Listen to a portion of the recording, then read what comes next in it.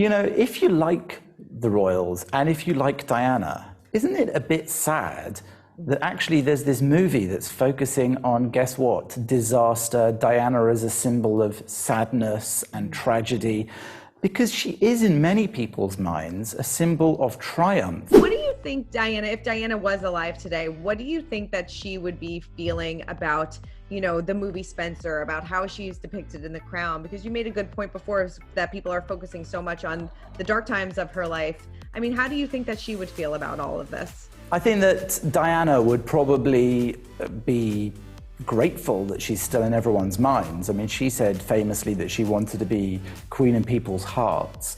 When she made that decision to leave Prince Charles, who was going to be king, she effectively resigned from a future role of being queen or consort.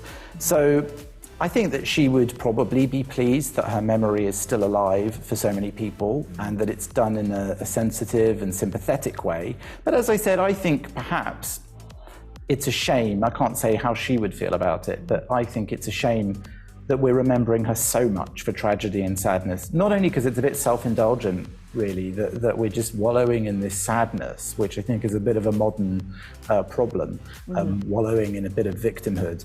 But I think that because really Diana's own attempts were to be quite a force for good and positivity, and I think it would be a shame just to remember tragedy, though perhaps that is what she's most famous for. Perhaps this is the first draft of history that says, yeah, forget the stuff that she thought she was doing well, good deeds and things.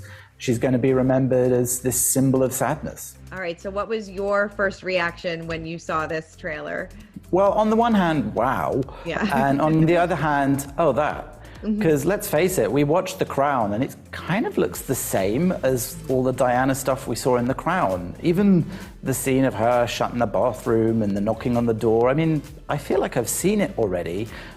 So it's exciting, but maybe not as exciting as they wanted it to be. And I think my initial reaction as well, I hope this isn't going to get me too much hate in the comments again, is that, you know, if you like the royals and if you like Diana, isn't it a bit sad that actually there's this movie that's focusing on, guess what, disaster, Diana as a symbol of sadness and tragedy, because she is in many people's minds a symbol of triumph over disaster and a symbol of doing these special things she did to break down social barriers and to promote charities, and even in her very last year or two, to promote herself as finally being able to have fun on a yacht with the son of a billionaire and finally being able to break free from those shackles that this film seems really keen to remind us tied her down in the first place. Yeah, no, you're right. And that's kind of what, you know,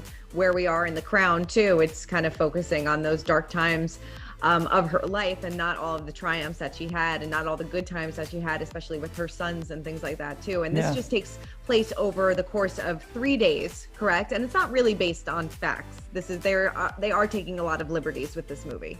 No, that's right. So it's based on a sort of 3-day period somewhere in the early 90s, apparently, looking at this 3 days sort of around Christmas Day, when Diana is with the rest of the royal family for the Christmas celebrations. I think it's in Sandringham, the Queen's estate. And the idea is, I suppose, to show her misery and her sort of starting to realise that she's her own person and breaking away from that. And that's even symbolised by the name of the film as well, Spencer, very noticeably her family name from before she. So I think that's quite a statement as well. And again, you know, asked about it, it was said by those making it to be a sort of poetic internal imagining of what might have been going on, what it might have felt like, rather than necessarily giving us any new information. Because frankly, is there any left? I mean, it's a long time ago, and this has been very, very widely covered.